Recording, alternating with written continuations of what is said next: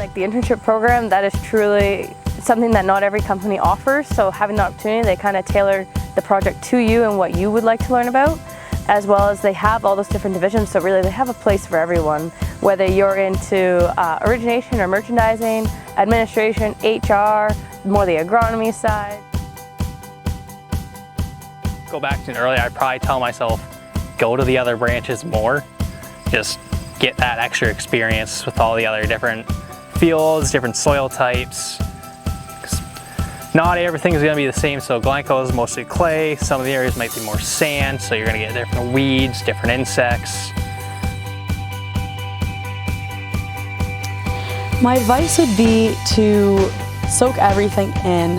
It's only 4 months, you learn so much. Like sometimes it's just nice to sit there like a fly on the wall and soak in all the information that you're being given, because it's definitely important. I would for sure recommend Great Lakes Grain or AGRIS to other interns coming. It was great learning kind of at AGRIS the first 2 years and kind of jumping into sustainability for Great Lakes Grain. Anything from agronomy to grain to energy, there's a spot for you.